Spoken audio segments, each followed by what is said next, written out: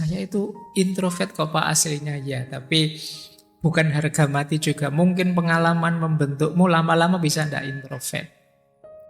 Karena kita itu sering jadi orang yang manja.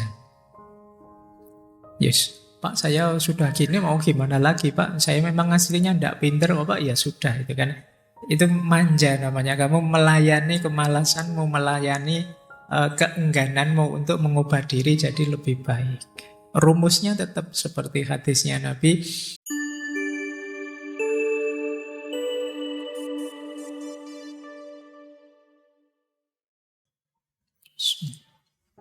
Assalamualaikum warahmatullahi wabarakatuh. Bismillahirrahmanirrahim. Alhamdulillahirabbil alamin. Wa bihi nasta'inu ala umurid dunya waddin. Allahumma sholli wa sallim wa barik ala habibina wa syafi'ina sayyidina wa maulana Muhammadin wa ala alihi wa ashabihi wa man tabi'ahum bi ihsanin ila yaumiddin. Amma ba'du. Baik, malam hari ini kita masuk ke kebalikannya minggu lalu. Kalau minggu lalu kesendirian, kita sekarang kebersamaan. Saya lanjutkan dari yang terakhir ya. Kemarin terakhir kita bahas uzlah dari perspektif agama, yang itu sangat utama dalam rangka membersihkan diri kita dari kotoran-kotoran duniawi. Saya lanjutkan itu kemarin banyak saya ambil dari Imam Ghazali. Ini juga saya ambil dari Imam Ghazali. Beliau meneliti para ulama ternyata juga berbeda pendapat. Apakah hidup ini sebaiknya uzlah saja atau membahur di tengah masyarakat? Ada ulama yang menganggap lebih utama ya uzlah. Tentu saja ini pikiran-pikiran dari kalangan sufi. Imam Ghazali menyebut seperti Syekh Sufyan Ats-Tsauri, Syekh Ibrahim bin Adham, Syekh Dawud At-Ta'i, Syekh Fudzail bin Iyad, Sulaiman Al-Khawwas, Syekh Yusuf bin Asbad, Khuzaifah Al-Mar'asi, Syekh Bishir Al-Hafi, dan lain sebagainya. Ini rata-rata para sufi. Ya memang para sufi kan memang hidupnya banyak yang uzlah. Menjauh dari keramaian dalam rangka menjaga kemurnian hatinya. Biar tidak terkotori, terkontaminasi oleh macam-macam. Bukan berarti orang yang tidak uzlah itu jelek. Ini istilahnya lebih utama yang mana? Lebih aman kalau kita uzlah. Ini pendapatnya para sufi. Meskipun kalian tidak harus mengklaim, oh saya lebih suka menyendiri Pak, jangan-jangan jiwa saya sufi. Tidak harus begitu. Kalau kalian beda menyendirinya. Kalau para sufi itu menyendirinya orientasinya ke atas. Nah, ada kebalikannya. Ada para ulama yang menganggap, loh, justru membaur itu lebih utama. Ini banyak, beberapa di antaranya kalangan para ulama fikih seperti Imam Syafi'i, Imam Ahmad bin Hambal, Syekh Sa'id bin Musayyab, dan lain-lain. Nanti teman-teman bisa membaca di kitab Ihya-nya Imam Ghazali. Di situ kemudian Imam Ghazali menyimpulkan sebenarnya mau uzlah atau mau berbaur di tengah masyarakat itu tidak bisa diputuskan mana lebih utama begitu saja. Harus melihat dulu dua hal. Kata Imam Ghazali, yang pertama, ayo dilihat lingkungan sekeliling kita seperti apa. Kalau circle kita, lingkungan kita positif, yang dari situ mungkin kita bisa meningkatkan kualitas diri kita, yo jangan uzlah. Berbaurlah kalian, nanti dapat banyak di situ. Wong temanmu hebat-hebat, jago-jago, soleh-soleh, pinter-pinter. Berbaurlah biar kamu ketularan mereka. Jadi lihat dulu circle-nya, jangan diputuskan dulu. Enggak Pak, saya meskipun circle-nya bagus-bagus, saya lebih suka menyendiri saja. Eman-eman. Jadi ayo berbaur, kalau lingkungannya memang memungkinkan. Tapi kalau lingkunganmu tidak mendukung, Pak teman saya itu gendo semua, Pak teman saya itu wis pokoknya itu ya tidak kuat saya kalau campur mereka, mesti terpengaruh saya. Saya ini kan anak soleh hitungannya Pak. Sekarang kuliah setahun rasanya kok degradasinya banyak ini. Ya kalian pilih agak uzlah biar tidak terpengaruh. Jadi berarti apa? Sebelum kalian memutuskan uzlah atau tidak, menyendiri atau berbaur, coba dibaca sekelilingmu ini kondisif apa enggak. Mendukung untuk meningkatkan kualitas dirimu apa enggak. Kalau memang mendukung, ayo berbaurlah, kalian nanti akan dapat banyak. Dan yang kalau memang tidak, ya tidak apa-apa menjauh dalam rangka tidak mudah terpengaruh. Jadi yang pertama itu. Pertimbangan kedua, kalau yang pertama tadi lingkungannya. Yang kedua orangnya. Yo, sahabatmu itu tipe yang kayak gimana? Jadi mungkin tipenya soleh sih Pak, tapi dia sukanya misalnya maksa-maksa, membuat saya bete, stres. Nah ini yang kedua orangnya. Jadi yang pertama lingkungannya cocok apa enggak, yang kedua orang yang mau kita jadikan berbaur ini cocok apa enggak. Ini menurut saya jawaban yang moderat dari Imam Ghazali. Kan seperti saya bilang minggu lalu, jangan berpatokan pada kondisi jiwa kita hari ini. Saya termasuk yang punya keyakinan kondisi diri kita itu sesuatu yang tidak harga mati. Saya itu introvert kok Pak aslinya ya, tapi bukan harga mati juga. Mungkin pengalaman membentukmu lama-lama bisa tidak introvert. Saya aslinya cerewet Pak, ekstrovert Pak. Oh bisa saja nanti ada pengalaman hidup yang tiba-tiba membuatmu dari kewawaan ekstrovert terus drop, terus jadi introvert, entah pengalaman traumatik apa. Jadi jangan diharga matikan. Manusia itu seperti saya bilang makhluk potensi. Dalam dirinya ada banyak potensi. Mau jadi orang seperti apa kita bisa membentuknya. Wong kita itu jujur bisa, bohong juga bisa. Mau setia bisa, mau curang juga bisa. Tergantung bagaimana kita membentuknya. Makanya ayo belajar dulu seluas mungkin. Siapa tahu kita bisa mengubah diri, mengembangkan diri jadi lebih baik. Karena kita itu sering jadi orang yang manja. Yes, Pak saya sudah gini mau gimana lagi Pak? Saya memang aslinya tidak pinter kok Pak. Ya sudah itu kan. Itu manja namanya. Kamu melayani kemalasanmu, melayani keenggananmu untuk mengubah diri jadi lebih baik. Rumusnya tetap seperti hadisnya Nabi. Hidup ideal itu yang yaumuhu khairun min amsihi. Yang hari ini lebih baik daripada kemarin. Pak saya itu aslinya pemarah ya Pak. Iyalah sekarang kamu campur saja biar tidak asli. Wong marah itu jelek. Masuk kamu terima mentah-mentah bahwa kamu pemarah. Kamu ganti keaslianmu. Kalau kamu nganggap aslimu pemarah, ya kamu ganti saja biar tidak pemarah. Wong karakter pemarah, apa penyabar, apa itu kan lebih banyak dibentuk oleh lingkungan. Apa sejak bayi kamu memarahkan enggak? Apa anak bayi begitu lahir ngamuk-ngamuk kan enggak ada. Saya karakternya itu apa Pak? Iyalah itu kan banyak dibentuk. Kalau bahasa hadisnya Kullu mauludin yuladu alal fitrah. Setiap bayi itu lahir fitrah. Dalam fitrah-fitrah yang bersih. Kemudian orang tuanya yang membentuknya, lingkungannya yang membentuknya. Jadi seperti apapun kondisi teman-teman hari ini, jangan diharga matikan. Khususnya untuk hal yang jelek-jelek.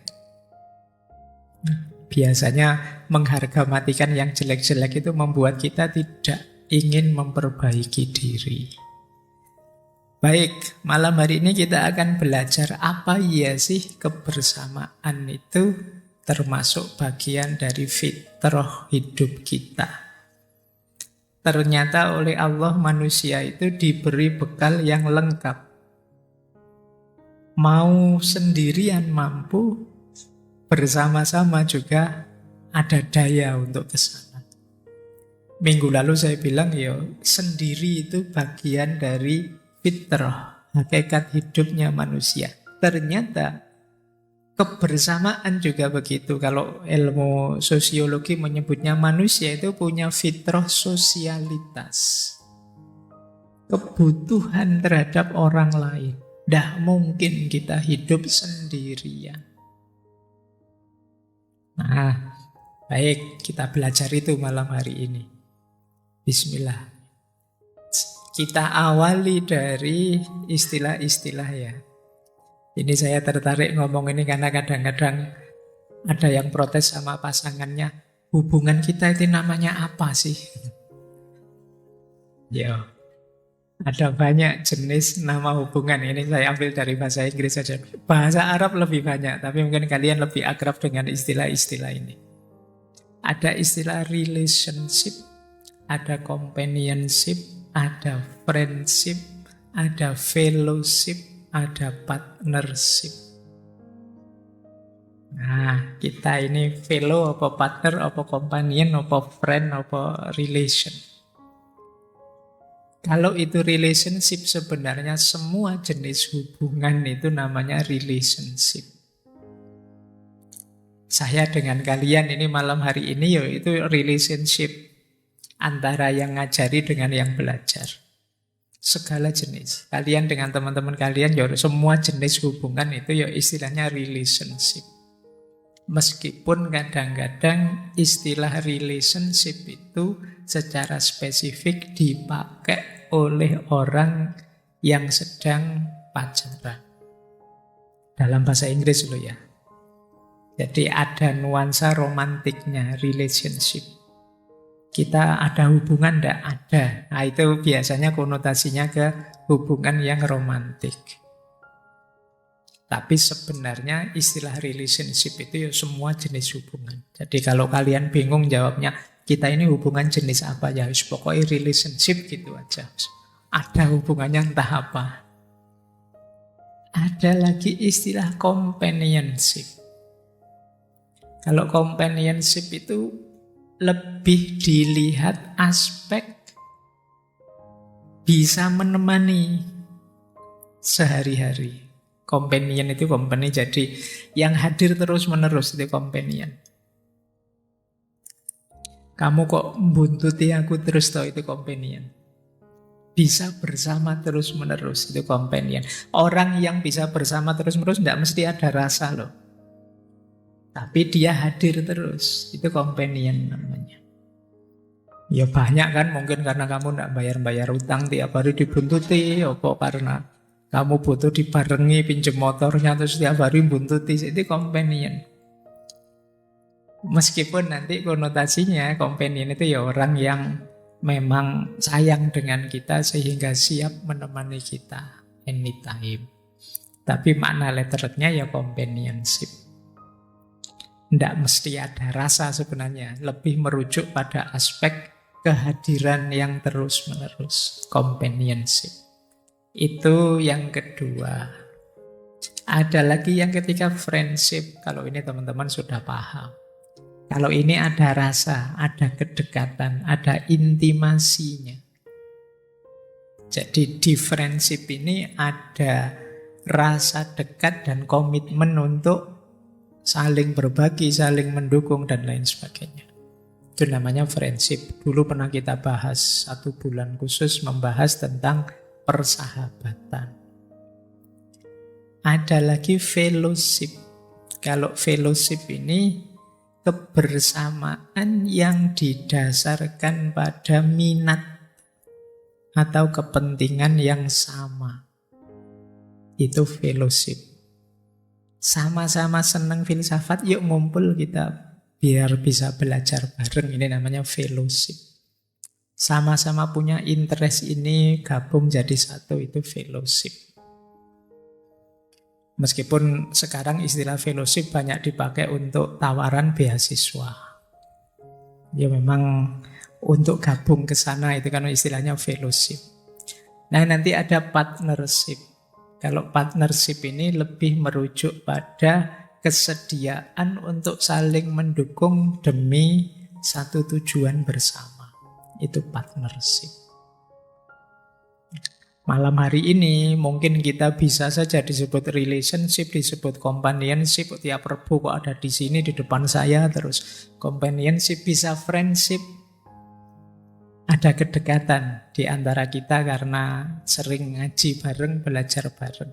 Bisa juga fellowship. Ini member yang punya kepentingan bersama untuk belajar filsafat, atau partnership. Kita saling berpartner, saling mendukung sesuai fungsi kita masing-masing sehingga terselenggara ngaji filsafat ini. Istilahnya sama, maknanya sama, tapi titik tekannya beda. Jadi ada relationship, ada companionship, ada friendship, ada fellowship, ada partnership.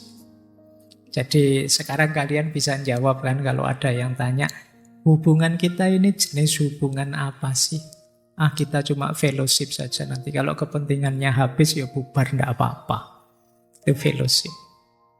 Kita ini kan cuma saling membantu saja, nanti mensukseskan cita-cita kita bersama. Kalau sudah sama-sama sukses ya sudah, kita bahas nanti. Itu partnership. Kalau friendship itu lebih pada komitmennya untuk senantiasa saling membantu. Kalau companionship itu lebih pada kehadirannya. Kalau relationship ya jenis hubungannya. Baik, ini istilah-istilah biar teman-teman tidak keliru kalau memakai istilahnya. Oke, sekarang dasarnya, argumennya. Mengapa sih manusia itu kok tadi saya sebut di antara kodratnya adalah kodrat kebersamaan. Jadi memang manusia itu secara fitrah tidak mungkin hidup sendirian. Meskipun seperti minggu lalu ada orang yang dorongan jiwanya ingin menyendiri saja, tapi faktanya sulit orang hidup sendirian. Saya bisa itu Pak berbulan-bulan sendirian. Iya, tapi kamu tidak ngitung kontribusi orang terhadap dirimu dalam kesendirianmu. Meskipun tidak langsung itu banyak. Kamu makan misalnya, saya makan ya masak sendiri. Apa kamu nanam padi sendiri? Apa kamu melihara ikan sendiri? Apa minyaknya kamu buat sendiri kalau pas goreng ikan? Apa kamu tidak bisa? Tidak mungkin kalian hidup sendirian memenuhi kebutuhanmu 100%. Kecuali kamu pergi ke hutan misalnya, tidak pakai baju. Atau kamu pakai baju bikin sendiri dengan cara seperti apa yang sama sekali koyok Tarzan itu mungkin bisa. Tapi kan tidak mungkin kita begitu. Kamu bisa ngayal, bisa Pak, kalau saya mau saya bisa saja. Iyalah dalam pikiranmu, dalam prakteknya kan tidak. Pasti kamu butuh dukungan orang lain. Bahkan pandanganmu bahwa menyendiri itu lebih baik mungkin juga hasil ide atau pikirannya orang lain yang kamu cerna terus kamu pilih. Mungkin juga pengaruh lingkunganmu sebelumnya. Jadi tidak mungkin orang itu sama sekali tidak bersentuhan dengan pengaruh orang lain dalam dirinya. Kalau dalam ilmu sosiologi, ya akarnya sosialitas manusia itu ada 4. Kenapa sih manusia itu pasti butuh orang lain? Yang pertama, karena manusia itu terbatas. Tidak ada orang yang bisa segalanya untuk memenuhi segala jenis kebutuhannya. Karena kita ini kan multidimensi hidup kita. Dan tidak mungkin secara sekaligus kita menguasai semua hal dalam hidup kita. Mungkin ada yang pinter masak tapi tidak pinter potong rambut misalnya. Tidak pinter jahit baju. Ya kalau ngomong sih pinternya luar biasa, tapi begitu masak atau main game atau dia tidak bisa. Yang pinter sekali main game disuruh ceramah ya tidak bisa. Yang ada banyak yang kita tidak bisa. Kita itu sangat terbatas. Sementara fungsi-fungsi dan dimensi hidup kita luas. Yang tidak semuanya bisa kita cover. Di situ kita perlu orang lain. Bayangkan, di lingkup saya ini saja, itu berapa puluh orang yang terlibat, tidak harus di kalian. Di sekitar kita ini saja. Ada laptop, ada mikrofon, ada teh, ada cangkirnya, ada aqua. Berapa banyak perusahaan di 1 meter kali 1 meter sekitar saya ini yang terlibat. Satu perusahaan melibatkan berapa ratus atau berapa ribu orang. Misalnya ini laptopnya merek Compaq. Saya tidak tahu masih hidup apa enggak laptop merek Compaq misalnya.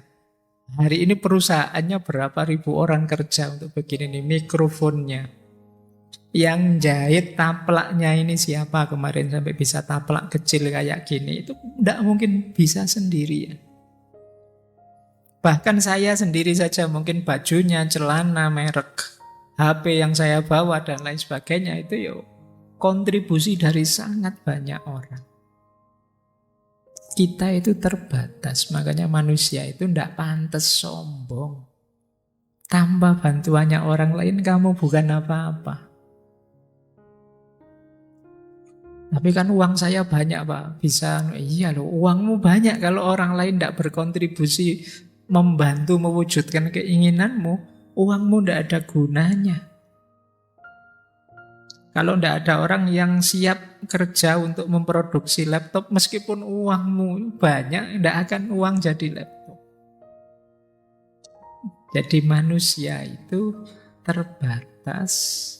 Yang kedua, manusia itu banyak hal yang dia tidak mampu. Ada orang yang multidisiplin ilmunya banyak, tapi seluas apapun ilmunya orang, pasti ada bidang yang dia tidak mampu. Sampai mengklaim, Pak saya itu Pak, fisika bisa, matematika bisa, kedokteran bisa, macam-macam bisa. Tapi pijet bisa enggak sampean? Kalau bisa pijet ono aku. Ini bisa enggak? Itu bisa enggak? Mesti ada banyak yang enggak bisa. Nyukur bisa enggak? Rebahan mampu enggak seharian? Kalau saya mampu, sampean mesti enggak mampu. Sampai banyak hal yang malas-malasan berminggu-minggu mampu enggak sampean? Kalau saya bisa, mungkin sampean enggak. Ada banyak hal yang kita enggak mampu. Nah, yang ketiga karena kita terbatas dan ada banyak hal yang tidak mampu, pasti kita itu makhluk yang tidak sempurna. Tidak ada manusia yang sempurna.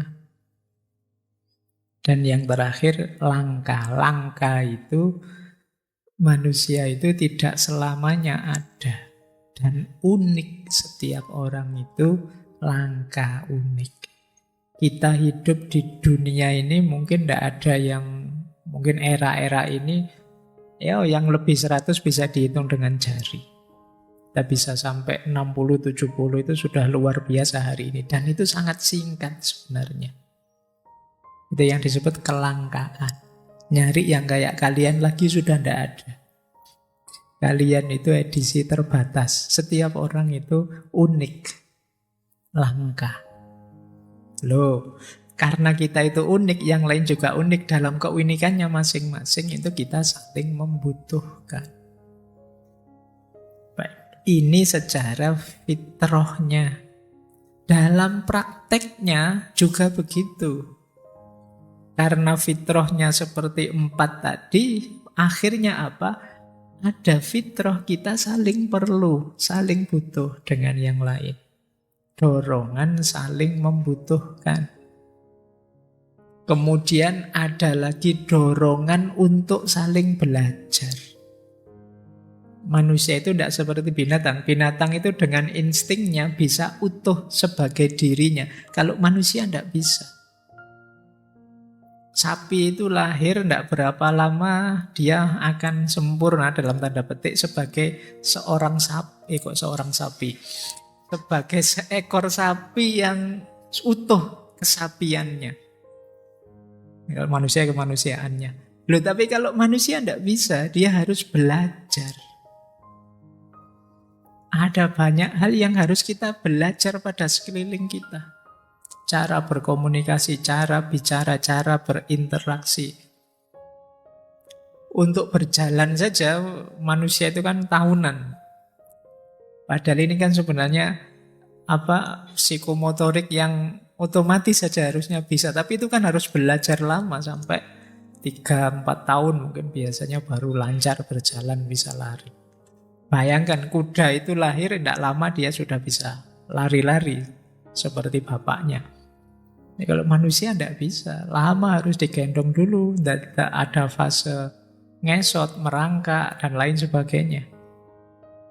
Itu manusia, maka dia perlu belajar. Itu yang membuat kalau dalam Islam kan tolabul ilmi fardhun, mencari ilmu itu fardu sifatnya, wajib. Kenapa? Kalau orang tidak mau lagi belajar, ya dia sulit memenuhi dirinya dengan kualitas-kualitas yang sebenarnya sudah ada dalam dirinya. Makanya saya sering menyebut manusia itu paket potensi. Dirinya itu isinya banyak sekali potensi-potensi. Untuk mengaktualkannya, belajar, nambah ilmu. Baik, ya alhamdulillah teman-teman malam hari ini masih sadar untuk belajar. Meskipun ngaji kita malam hari ini barengan dengan sepak bola. Pikiranmu mesti bercabang-cabang. Tidak apa-apa, cuma persahabatan. Nanti dilihat gulunya saja biar tidak jengkel. Baik, jadi ada dorongan untuk untuk saling membutuhkan dengan yang lain, dan dorongan untuk belajar, serta dorongan untuk berinteraksi. Tidak mungkin kita tanpa interaksi dengan yang lain. Selain itu, yang menggerakkan hidup kita juga, membuat hidup kita jadi dinamis adalah pandangan kita terhadap orang lain dan pandangan orang lain terhadap kita. Meskipun kita, Pak, saya tidak akan mau terpengaruh oleh pandangan orang lain terhadap saya, ya, tapi diakui atau tidak, pandangan orang lain terhadapmu merubahmu, dan pandanganmu terhadap orang lain juga merubahmu. Jadi hidup ini ya saling mempengaruhi antar manusia. Mau tidak mau begitu rumusnya. Bahkan kalian punya pikiran anti manusia, anti sosial dan lain sebagainya, gagasan-gagasan itu kan kalian dapat dari lingkungan sekeliling kalian juga. Itu ya produknya orang lain juga sebelumnya. Ideologi itu ya sampai pada kalian dari orang lain juga. Seantisosial apapun kalian. Jadi dasarnya mengapa sih manusia itu memerlukan kebersamaan dengan yang lain, ya fitrahnya memang begitu. Kalau memang fitrahnya seperti ini, maka yang terbaik adalah ayo kita kelola kebersamaan itu. Jangan sampai kita abaikan, ndaklah saya ingin menyendiri saja, ndak mau saya kebersamaan-kebersamaan itu. Saya ingin menyendiri saja. Tapi kalau fitrah kita seperti ini ya, pada akhirnya tetap kita akan bersentuhan, berinteraksi dengan yang lain. Sementara kita tidak ngerti ilmunya karena kemarin menghindar terus. Kagetlah kita. Makanya di antara yang mengagetkan kita di era medsos ini, era digital ini, kan sekarang situasi sangat terbuka. Kita tahu banyak hal tentang orang lain yang kemarin tidak seterbuka ini. Makanya terus kita kaget, agak gagap hari ini sering salah-salah.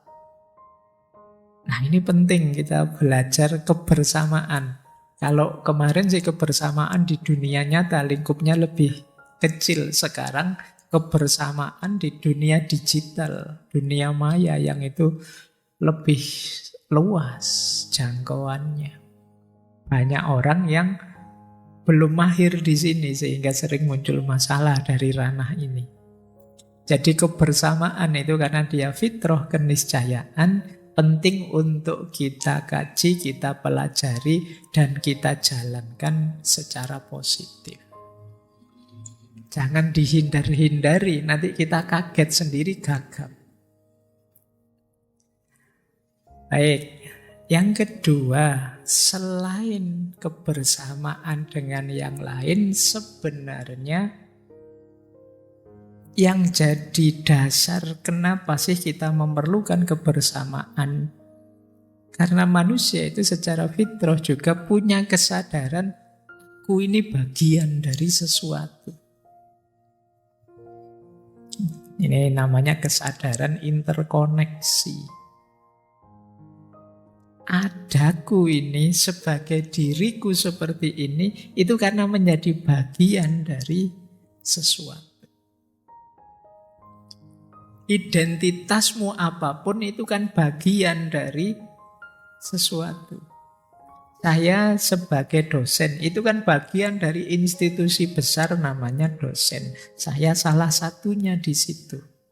Saya sebagai muslim ya bagian dari institusi besar agama namanya Islam. Saya sebagai orang Indonesia ya kan bagian. Ini kalau kadang-kadang kita pakai istilah ukhuwah, watoniyah, ukhuwah basyariyah, ukhuwah Islamiyah. Ini menunjukkan kita ini ada di lingkup yang sama, yang saling terhubung. Nah, ini kesadaran ini sebenarnya sifatnya instinktif. Instinktif itu bagian dari fitrah dalam diri kita. Makanya ada istilah kesadaran kita, unity of self. Kesatuan kita dengan diri kita sendiri, unity of family, kesatuan kita dengan keluarga, unity of people, kesatuan kita dengan masyarakat sekeliling kita. Ada unity of mankind, kesatuan kita dengan seluruh manusia. Ada unity of ecosystem, kesatuan kita dengan lingkungan yang ada di sekeliling kita. Ada unity of cosmos, kesatuan kita dengan alam semesta. Dan nanti puncaknya adalah unity of God, kesatuan kita dengan Tuhan. Ini kalau digambar sebenarnya bukan gambar melungker seperti itu, tapi yang paling besar ya kita semua kesatuan dalam Tuhan, kemudian kesatuan dalam alam semesta, kemudian kesatuan di lingkungan sekeliling kita, kemudian kesatuan kemanusiaan, kemudian kesatuan dengan masyarakat sekeliling kita, dan kesatuan dengan keluarga, dan yang paling rendah kesatuan dengan diri kita sendiri. Yang kemarin teori kesendirian itu sebenarnya berhenti pada unity of self. Kita menyadari benar keterhubungan kita dengan diri kita sendiri. Itu sudah bagus, tapi langkahnya kurang luas. Karena dalam hidup ini kita tidak hanya berhubungan dengan diri kita sendiri, tapi juga dengan orang lain, tapi juga dengan lingkungan sekeliling kita, bahkan dengan alam semesta, dan yang paling luas dalam ranah ketuhanan. Nah, ini penting kesatuan-kesatuan ini. Dan rumusnya apa? rusaknya apa yang ada dalam kesatuan kita pasti berefek pada diri kita. Sebaliknya, rusaknya kita akan juga berefek pada lingkungan kesatuan kita. Kalau kita mursal, nakal, ya efeknya lingkungan sekeliling kita akan terpengaruh oleh kenakalan kita.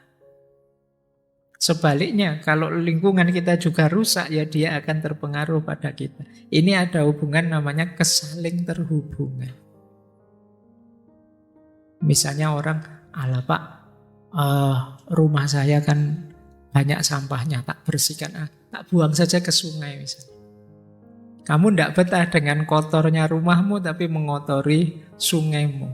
Kamu anggap sungai itu tidak berhubungan dengan dirimu. Padahal kalau sungai kamu kotori dan dia rusak, ya dia merusak ekosistemmu. Kalau ekosistemmu rusak, hidupmu juga mesti akan ada rusaknya. Ini yang kita jarang berpikir seluas ini. Karena mungkin kita lebih banyak berpikir di level self atau family. Nah, yang penting saya enak, Pak. Tapi sayanya itu lingkupnya sangat kecil. Kamu lupa bahwa sayamu itu lingkupnya luas. Akumu itu tidak sekedar aku yang kamu tunjuk ini berhubungan dengan familymu, dengan peoplemu, dengan mankind, dengan kosmos, dengan God. Ini yang orang sering tidak berpikir dalam. Seolah-olah Allah yang sana saja rusak, biar saja. Allah wong itu orang Jogja kok yang kacau gitu ya, di kabupaten saya ndak, di tempat saya ndak. Seolah-olah kalau di sana yang rusak, di sini ndak, terus aman. Hidup ini saling mempengaruhi, saling interrelasi. Yang rusak kan teman saya, Pak, bukan saya. Iya, tapi kamu berhubungan, kamu bagian dari circle-mu. Lama-lamanya kamu akan terpengaruh. Oke, jadi ini kesadaran kesaling terhubungan. Makanya jangan egois. Jangan, yang penting saya selamat, yang penting saya enak, yang penting saya nyaman. Tidak begitu. Kalau lingkunganmu kacau, kamu tidak bisa mengklaim dirimu selamat.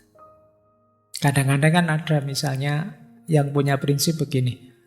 Ada yang bilang ke kita, teman kita itu loh selalu ngomong jelek tentang kamu. Enggak apa-apa, dia biar rusak-rusak, enggak apa-apa. Yang penting aku dapat pahala dari ngomong jeleknya, nanti dosaku dipindah ke dia. Seolah-olah kalau dia rusak itu enggak ada efeknya sama sekali dengan aku. Padahal rusaknya dia, itu ya wong dia teman kita, ada di lingkungan, di circle kita, pasti akan berefek ke kita. Kayak kita membaca medsos isinya orang maki-maki itu. Yang maki-maki orang lain kok, saya kan cuma baca. Dikiranya kalau cuma baca terus tidak berpengaruh. Ya paling tidak kosakata makian itu kan masuk ke kepalamu.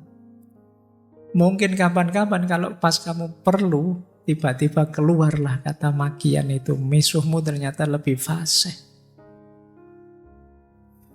daripada yang selama ini kamu kritik. Kok bisa ya Pak saya ngomong sesadis itu, sekejam itu misalnya. Mungkin kamu kaget sendiri, kamu tidak tahu itu koleksi itu sudah lama tersimpan di kepalamu. Dari mana? Yang tiap hari ngajimu itu kan. Jadi kalau kamu buka HP kan, meskipun kalau saya kritik, wah sekarang jarang ngaji buka HP terus. Saya buka HP-nya ngaji Pak. Iya tapi ngajinya ya jus TikTok sama ayat Twitter yang kamu baca. Akhirnya ya itu koleksi itu yang masuk di kepalamu dan kamu tidak sadar. Seolah-olah yang rusak itu sana-sana, kamu tidak rusak. Kita ini saling terhubung. Apalagi sesama bangsa, sesama agama, sesama manusia. Belum sesama semesta, apalagi sesama makhluk Tuhan. Jadi Pak, yang rusak kan di sana Pak, di Amerika, yang perang kan Rusia sama Ukraina. Kita aman saja.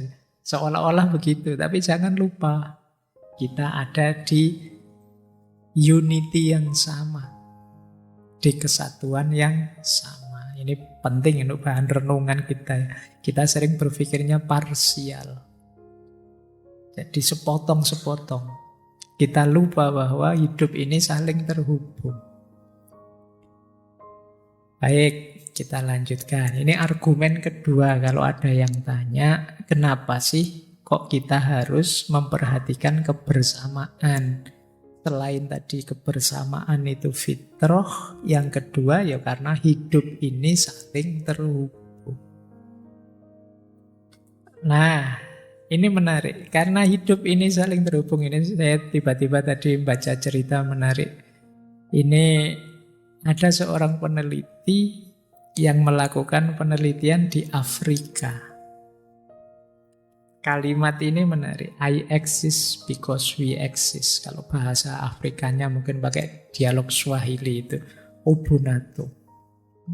Jadi dia ini satu ketika begini. Peneliti ini ngecek anak-anak sana. Dia ngambil satu keranjang buah. Satu keranjang buah ini ditaruh di bawah pohon. Terus ada sekelompok anak kecil yang dikasih lomba sama si peneliti ini, ayo, siapa yang bisa lari duluan sampai di bawah pohon itu boleh mengambil buah yang sak keranjang itu. Kalau kita kan mendengar itu terus cepet-cepetan lari ke sana. Tapi anak-anak Afrika ini tidak begitu, anak kecil-kecil ini. Ketika ditawari begitu, mereka malah ketawa-ketawa terus sambil gandengan tangan lari bareng sampai bawah pohon, terus buahnya dimakan bareng-bareng. Nah, ini penelitinya heran. Kok beda, padahal dia bayangannya seperti kayak di kota, mungkin di tempat dia kalau ada begitu ya semua berlomba-lomba menang. Ini enggak. Malah gandengan tangan terus bisa sampai di bawah pohon bareng-bareng sambil nyanyi-nyanyi terus dimakan bareng. Ketika ditanya kok begitu responnya, jawaban mereka kata-kata ini. Ubuntu. Yang artinya kalau dalam bahasa Inggris, I exist because we exist. Aku ada karena kita ada. Kalau tidak ada aku kan tidak ada kita. Kita ini kan terdiri dari aku yang banyak. Jadi aku ada karena kita ada. Makanya ya, jangan saling mengalahkan, jangan saling... Tidak ada, ini semuanya untuk kepentingan bersama. Jadi adaku karena ada kita. Aku yang sekarang ngaji di depan kalian, itu kan ada karena kalian yang mau mendengarkan saya ngomong. Kalau tidak ada kalian, tidak ada ini. Sebaliknya juga begitu. Kalau saya tidak ada, kalian juga mungkin bubar. Ubuntu. Tidak ada dosen kalau tidak ada mahasiswa. Tidak ada pemimpin kalau tidak ada yang dipimpin. Jadi masing-masing ada karena adanya yang lain. Maka jangan punya ambisi, jangan punya pretensi untuk mengalahkan, menyusahkan, merendahkan, menyingkirkan yang lain. Karena kalau yang lain musnah, kita juga musnah. Karena ada kita, adanya aku itu karena adanya kita. Coba kalian cek semua atributmu. Sebagai apapun, itu ada karena adanya orang lain. Kalian sebagai murid, sebagai anak, sebagai teman, sebagai tetangga, sebagai apapun. Itu kan karena adanya orang lain. Berarti kalian itu eksis, ada karena adanya orang lain. Maka prinsip ini, I exist because we exist. Kalau orang lain tidak ada, aku tidak akan ada. Nah, jadi ini mungkin bisa kita jadikan prinsip dalam hidup ini ya. Karena kita itu sering kejam sekali kalau sudah benci sama orang, tidak suka sama orang. Kita ingin menyingkir-nyingkirkan. Kita ingin membasmi orang yang tidak kita suka dan lain sebagainya. Padahal adanya kita itu karena mereka. Oke, Baik, boleh kalian pikirkan ada banyak hal dalam hidup ini yang kalau bahasa Jawa ini yang disebut sastro jendro, ilmu yang agak dalam. Adanya polisi ya karena ada penjahat, nanti bisa ditarik ke sana. Adanya dokter karena adanya orang sakit. Adanya orang patah hati ya karena ada orang yang mampu mematahkan hati. Ya, aku ada karena kita ada. Baik, ya nanti kalian renungin ya prinsip ini yang sering dilupakan orang. Seolah-olah yang hebat itu aku. Padahal aku hebat itu karena ada dukungan dari yang lain dan pengakuan dari yang lain. Sehebat apapun kita tanpa diakui dan didukung orang lain, ya kita tidak hebat lagi. Obunato. Wah, nanti setelah ini googling lah ceritanya peneliti di Afrika. Baik, saya lanjutkan. Nah, sekarang kita belajar tentang rutenya kebersamaan. Ini menarik ya, kebersamaan ada rutenya. Ini sebenarnya cara menjalin kebersamaan yang ideal dengan sesama kita. Saya ambil dari tradisi ilmu akhlak saja ya, biar lebih mudah. Jadi menjalin kebersamaan itu diawali dari ta'aruf. Kalau sudah ta'aruf, jangan berhenti di situ, lanjutkan dengan tafahum. Kalau sudah tafahum, harusnya kita tasamuh. Bisa juga kita sempurnakan dengan ta'awun. Ta'aruf itu saling mengenal, tafahum itu saling memahami, tasamuh itu saling bertoleransi, ta'awun itu bekerja sama. Ini agak level. Yang pertama ta'aruf. Ta'aruf itu saling mengenal, keterbukaan hati untuk bekerja sama. Level awalnya ta'aruf. Makanya di situ ada istilahnya kalau dalam bahasa Arab ada ulfah dan suhbah. Ini istilah dari Imam Ghazali. Ulfah itu lembutnya hati untuk mau berkolaborasi dekat dengan yang lain. Itu namanya ulfah. Ada suhbah. Suhbah itu kedekatan. Kita itu kan mau berteman, mau bersahabat itu kan karena ada rasa kedekatan. Kalau sudah ada ulfah dan suhbah, biasanya di situ terbuka jalan untuk ta'aruf. Jadi kalau kalian tanya, Pak saya itu ngincer orang, tak ajak ta'aruf kok tidak mau-mau ya. Itu pasti karena dua unsur ini tidak ada. Tidak ada ulfah, tidak ada suhbah, khususnya di dia. Jadi hatinya belum lentur, belum terbuka untuk menerimamu dan belum ada suhbah, dia tidak merasa perlu kedekatan denganmu. Makanya kamu ta'aruf ditolak terus. Bangunlah situasi di mana hatinya terbuka dan merasa ingin dekat denganmu. Nah itu ta'aruf sudah. Kalau ta'aruf sukses, jangan berhenti di situ. Karena kalau hanya berhenti di situ ya mudah bubarnya. Kalian harus lanjut ke tafahum. Tafahum itu mutual understanding. Kalau kemarin di filsafat cinta ini aspek knowledge-nya. Belajarlah tentang dia. Ya sebenarnya bukan kamu saja yang belajar tentang dia. Dia pun harus belajar tentang kamu. Saling belajar, itu namanya mutual understanding. Kamu bagaimana, senenganmu apa, kalau pagi bangun jam berapa, kalau malam tidur jam berapa, itu kan enak. Oh saya kalau tidur jam 9, ya sudah nanti saya WA paling malam ya jam 9 kurang 1 menit misalnya. Loh, itu kan kamu sudah paham lah. Kalau kamu tidurnya jam 9, kamu WA jam 12. Ya enggak dibales. Terus besok marah-marah. Aku WA berapa kali enggak dibales. Loh, aku tidurnya jam 9.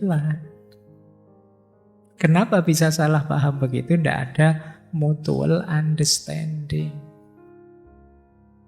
Saling memahami. Itu namanya tafahum. Kalau tidak ada proses tafahum itu biasanya meskipun ta'aruf sukses, bubarnya cepat. Karena tidak saling memahami. Kalau tidak saling memahami kan tidak saling memaklumi. Nah, kalau sudah tafahum baru tasamuh. Tasamuh itu saling ridho, saling menerima. Ya, sebenarnya puncaknya tasamuh itu saling menghargai. Kalau dalam hidup sosial, tasamuh itu kadang pakai istilah koeksisten. Menerima kehadiranmu dalam hidupku. Seperti apapun kondisimu. Kadang pakai istilah toleran. Toleran itu engkau boleh hadir dalam hidupku apa adanya sesuai kenyataan dirimu. Nah, itu tasamuh. Tentu saja untuk bisa tasamuh harus diawali tafahum. Tasamuh yang tanpa tafahum tetap rentan konflik. Tidak saling paham. Kalau sudah diawali tafahum kan enak. Mungkin misalnya sampean yang muslim punya tetangga Kristen misalnya yang hari Minggu ke gereja. Kalian tahu, oh iya beliau kalau Minggu ke gereja. Jadi kalau ada undangan kerja bakti kok Minggu pagi, saya maklum dia tidak datang. Karena saya sudah tahu kalau Minggu pagi ke gereja. Nah, ayo kita rapat yuk gimana kerja baktinya biar enggak Minggu pagi. Ya sudahlah, gimana kalau diganti Jumat siang? Oh jangan, kalau Jumat siang. Ya. Loh ya kan kalau enggak ngerti kan nanti kamu nabrak-nabrak. Tapi kalau ngerti kan, oh ya kalau Jumat siang Jumatan yang muslim. Ini bisa seperti ini ketika sudah tafahum. Wah, jangan ngomong kayak gini lah, nanti sensitif, dia tersinggung nanti sahabat kita ini. Yang sana juga begitu. Iya, kamu juga jangan pakai istilah-istilah inilah, nanti dia tersinggung. Nah, ini bisa begitu. Jadi tasamuhnya bisa ideal ketika ada tafahum. Saling memahami, saling mengerti. Ya kalau tidak saling mengerti, ya mungkin rentan konflik. Ya benar hidup bersama. Kalau pas tidak senggolan sih tidak apa-apa. Tapi begitu bersentuhan senggolan yang sensitif bisa masalah. Jadi hidup bersama itu ya pastinya memang harus toleran. Namanya tasamuh. Tapi sebelum tasamuh ya harusnya sudah ada tafahum. Syukur-syukur diawali dari ulfah dan suhbah. Ulfah dan suhbah ini penting. Lembutnya hati, kesediaan untuk bersama itu penting. Kalau hatinya masih keras ya sulit. Nah, paling ideal kalau bisa ya sampai puncak namanya ta'awun. Tidak sekedar mentoleransi kebersamaan, tidak sekedar menerima hadirmu, tapi kita bisa bekerja sama secara produktif untuk hal-hal yang baik, kepentingan kita bersama. Itu namanya ta'awun. Tidak sekedar koeksisten, tapi juga proeksisten. Nah, ini pentingnya hidup bersama dengan rute yang diawali dari ta'aruf, kemudian tafahum, tasamuh, dan ta'awun. Yes, teman-teman boleh evaluasi kebersamaan dengan siapa saja. Sudah ada di level mana? Ada orang yang tidak kuat sampai level tasamuh karena tafahumnya juga males. Diajak saling memahami tidak mau. Bahkan ta'aruf saja juga males-malesan. Tidak ada ulfah dan suhbah. Nah, kalau hidup bersama seperti itu, ya berat kita nanti. Hadirnya yang lain akan kita rasakan jadi beban. Itu mungkin yang membuat kita kemudian, saya lebih enak menyendiri saja Pak, saya tak uzlah saja Pak. Kenapa? Kalian tidak terbuka. Ta'aruf tidak bisa, tasamuh apalagi, ta'awun apalagi. Dan seperti saya bilang tadi, bisa dibiasakan, bisa dilatih belajar.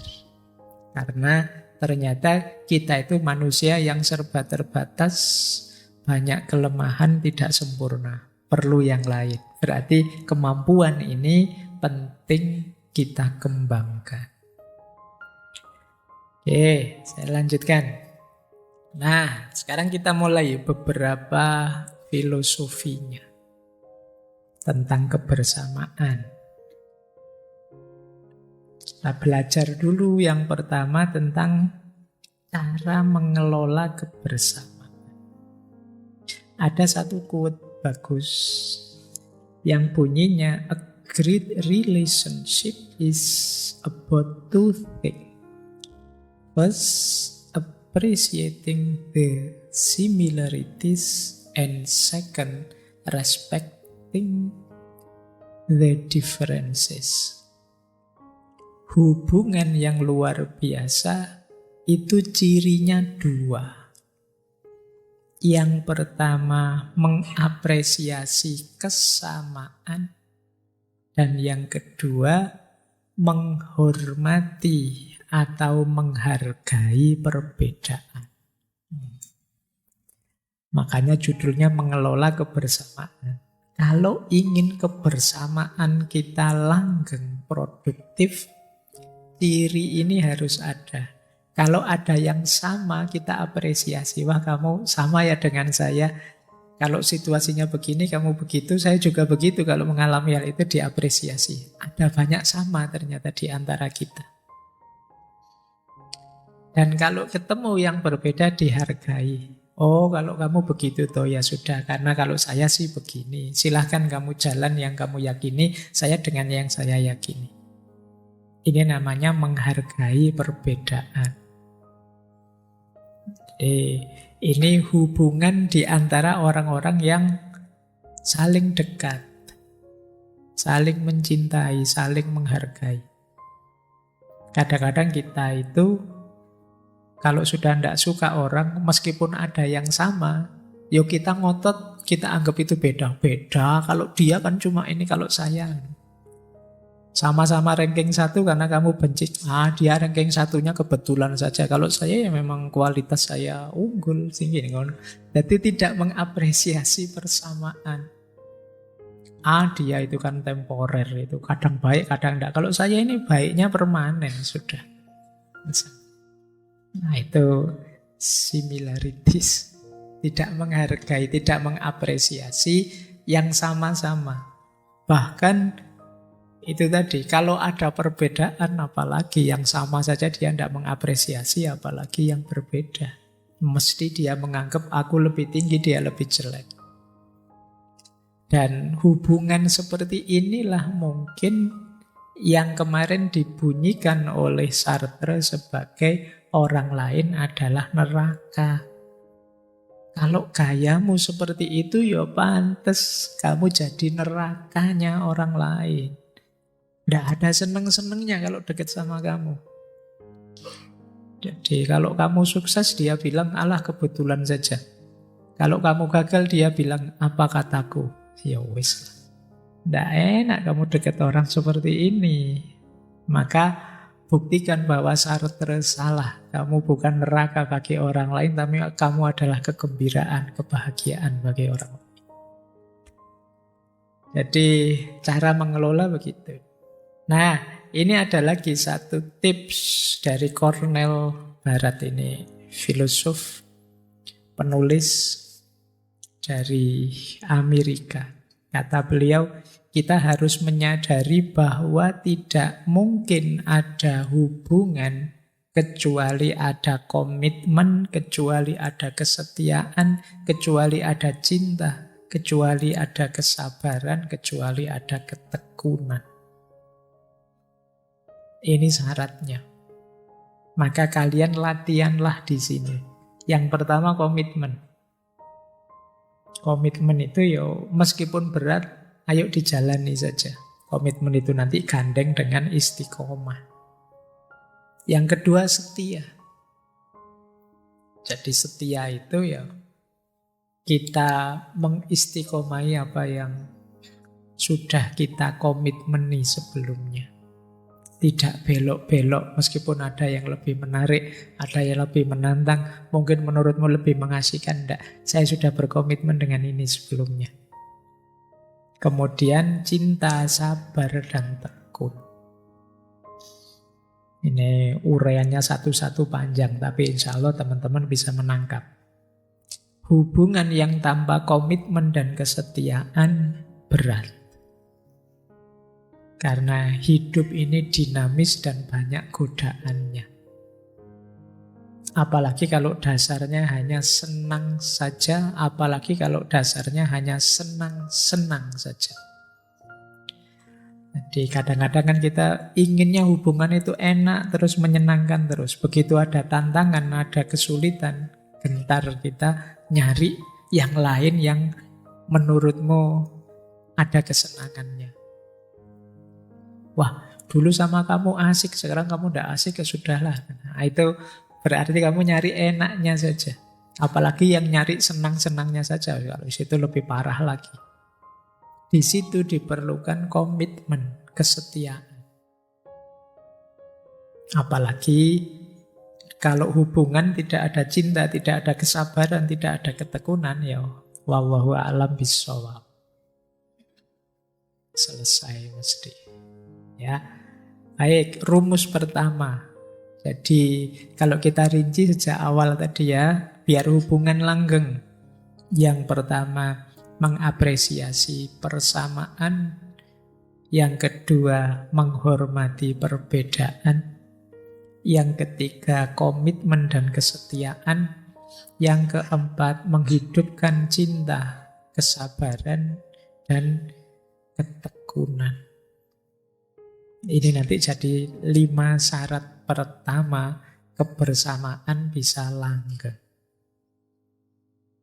Syarat kedua, ini rombongan kedua. Ada quote seperti ini. Hubungan yang membahagiakan adalah tentang 3 hal. Yang bagian kedua ini kalau ada masalah dalam hubungan, kuncinya ini. Yang pertama apa? Kenangan akan kebersamaan. Yang kedua, memaafkan kesalahan. Dan yang ketiga, janji untuk tidak pernah menyerah satu sama lain. Ada masalah apapun, yang pertama, ayo diingat-ingat kebersamaan kita selama ini. Jangan terpaku pada pahitnya sekarang saja. Kita sudah berapa tahun bareng-bareng ini, bersama ini.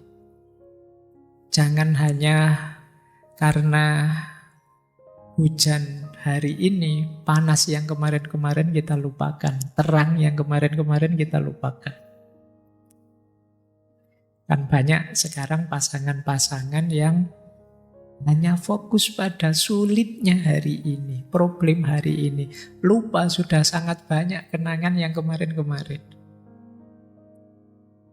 Biasanya orang yang melupakan kenangan-kenangan yang lama itu dia punya harapan membuat kenangan yang baru tapi dengan yang lain. Ya, biasanya ngono tapi ya ndak ngerti.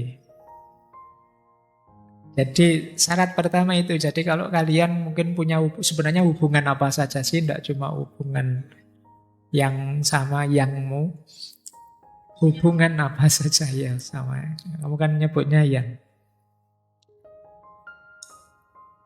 Ingat-ingatlah tentang momen-momen yang indah kemarin. Nah, wah yang kemarin tidak ada indahnya Pak, berat semua.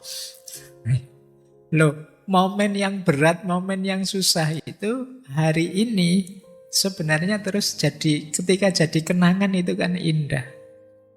Coba tanya, ayah ibumu, bapak ibumu, ketika mengenang mereka berjuang pertama membesarkanmu, itu kan berat. Tapi begitu sekarang diceritakan kan jadi indah. Mau kamu ndak ngerti dulu bapak begini, sampean dulu ibu begini.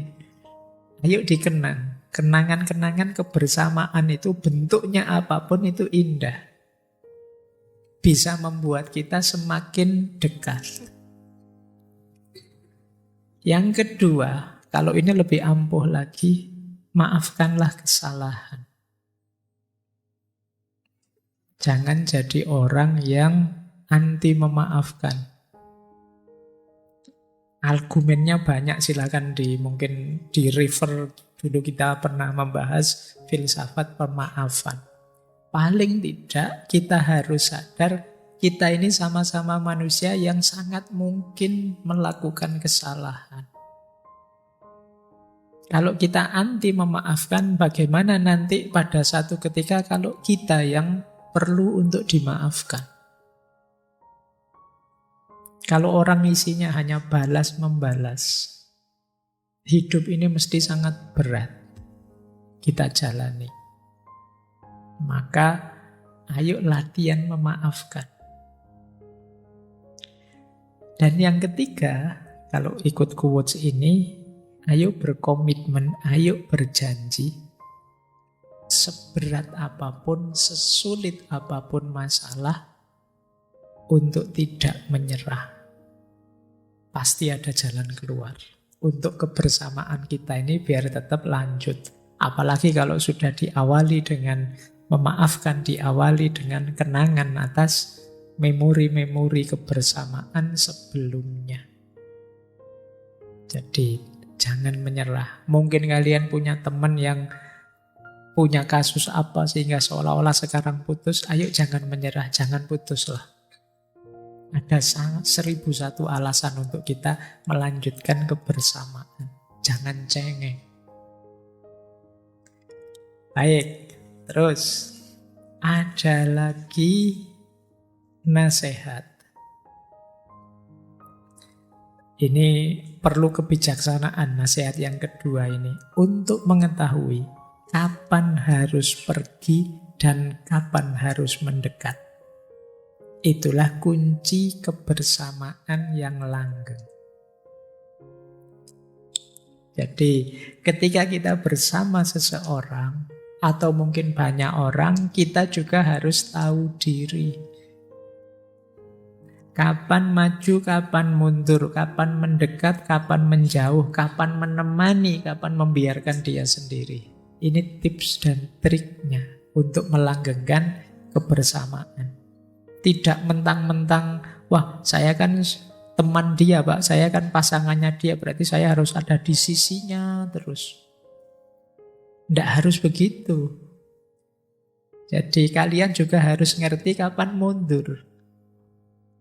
Dia ketoi kok deket aku terus, lama-lama dia sebel ya. Ya kamu harus peka itu. Pamitlah pulang. Iya. Kok diajak ngomong kok tidak menanggapi, tiba-tiba menguap, tiba-tiba apa, ya kamu pekalah. Ya. Jadi kok tiap kali bertamu kok gelagatnya tidak menyenangkan, mungkin dia tidak senang. Saya sering bertamu, ya jarang-jarang lah. Tunggu sampai dia kangen. Kok tidak kangen-kangen Pak lama ya? Iya. Ya berarti kamu tidak ditunggu. Jangan-jangan dia lebih senang kalau kamu jauh. Oke, itu kamu harus, ya bahasa sederhananya, tahu diri. Kadang-kadang ada orang yang tidak tahu diri. Wah, dia sahabat saya Pak, CS saya Pak, terus kamu di kos-kosannya tidak pulang-pulang. Ayo ya, ini yang melanggengkan persahabatan. Jangan sampai kalau kamu ada temanmu datang terus temanmu bilang, wah ini bahaya datang ini, masalah datang ini. Itu alamat sudah. Karena sebelumnya kamu tidak peka. Jadinya tidak langgeng. Nah, ada lagi Alexandra Penny. Ini jurnalis, penulis dari Amerika juga. Ujian terakhir dari sebuah kebersamaan adalah saat kamu tidak setuju, namun tetap bertahan berpegangan tangan. Ya hidup ini memang apalagi bareng orang lain tidak jaminan pikirannya dia selalu sama dengan kita. Keinginannya dia selalu sama dengan kita. Tapi apapun yang terjadi tetap siap untuk bersama. Ya seperti tadi, tidak menyerah, tidak putus asa dalam kebersamaan. Jadi untuk melanggengkan kebersamaan tadi ya, ketika ada masalah, ada beberapa rumus, ayo kita mengenang memori-memori kebersamaan selama ini. Jangan segan-segan untuk memaafkan kesalahan dan berjanjilah untuk tidak menyerah. Tetap berpegangan tangan apapun yang terjadi serta pekalah terhadap situasi temanmu, sahabatmu, pasanganmu. Biar kamu bisa mengambil keputusan yang pas. Kita lanjutkan. Kita sudah belajar 2 rumus. Nah, di banyak teori disebutkan dasarnya kebersamaan itu respect. Tidak mungkin kalian langgeng bersama kalau tanpa respect, tanpa menghargai.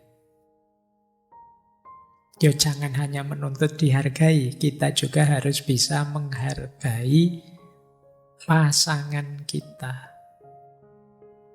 Siapa saja itu. Ada banyak ilustrasi yang saya ambil di situ contoh cara menghargai beberapa ya. Yang paling banyak disebut menghargai itu antara lain kita mampu mendengarkan. Kalau teman-teman belajar soft skill itu nanti banyak ditekankan pada listening skill, mendengarkan dengan tanpa berpaling. Maksudnya kita tahan mendengarkan dibandingkan kita ngomong. Kita itu kan biasanya sering tidak tahan. Kalau ada teman kita, pasangan kita ngomong, pinginnya kita sendiri yang nyerocos. Temanmu mau curhat, baru ngomong 1 kalimat, kamu nasihatnya sudah 1 bab.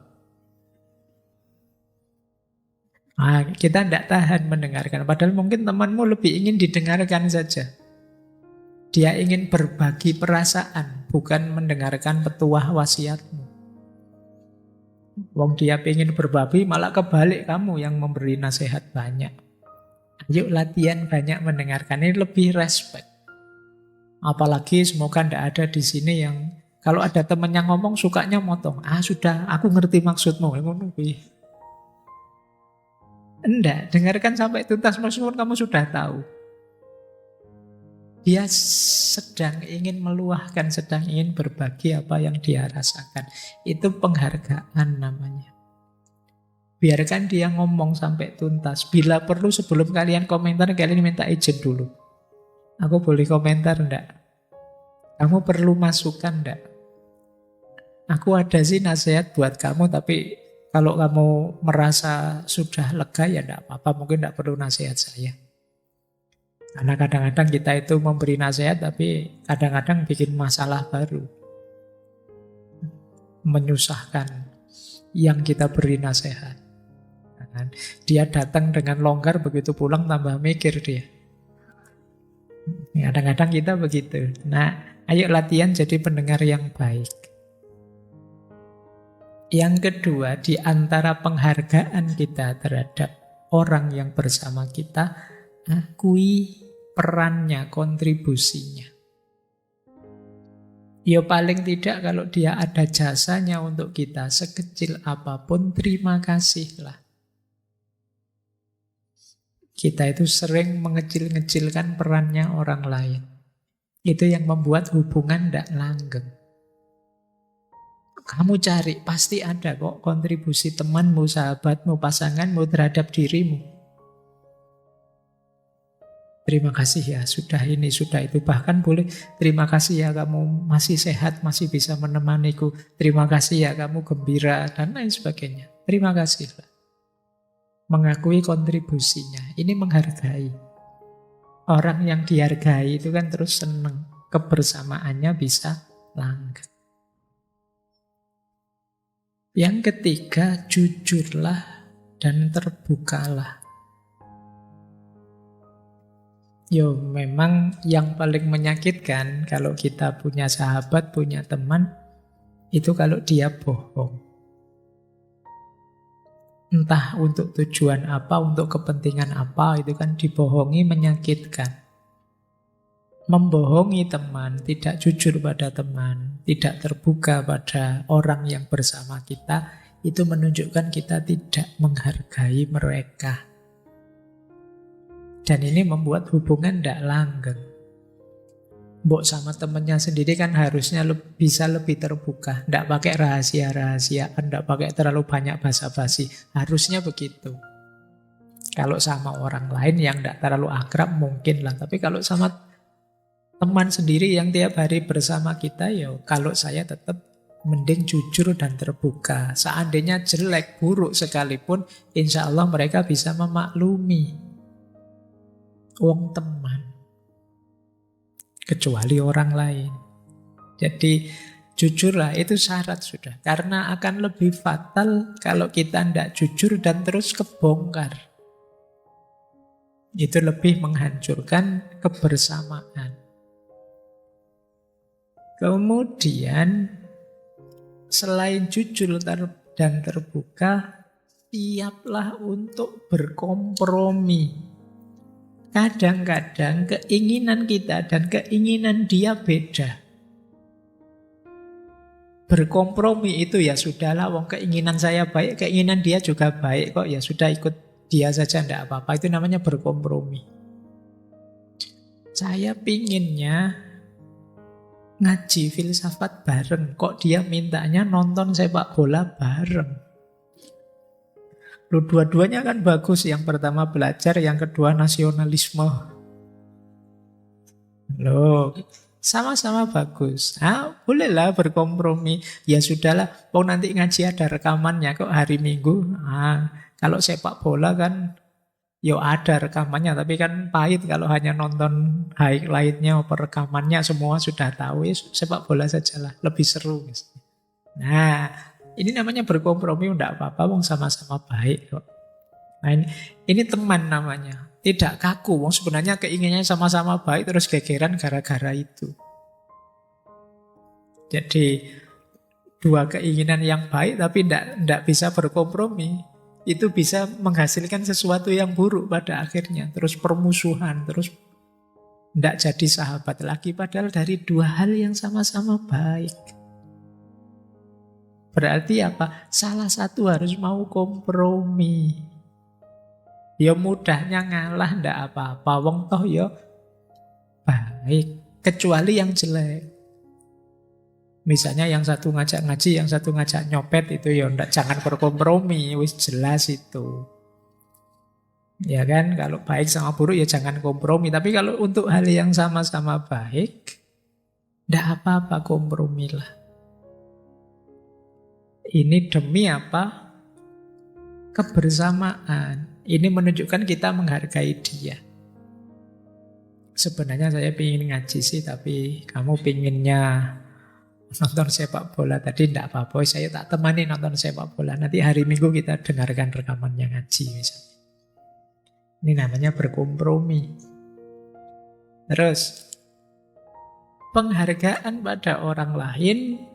Selain tadi mengakui kontribusi, kita juga harus siap mengakui kalau kita salah. Minta maaf lah. Itu namanya menghargai dia. Kadang-kadang kita itu egonya kuat.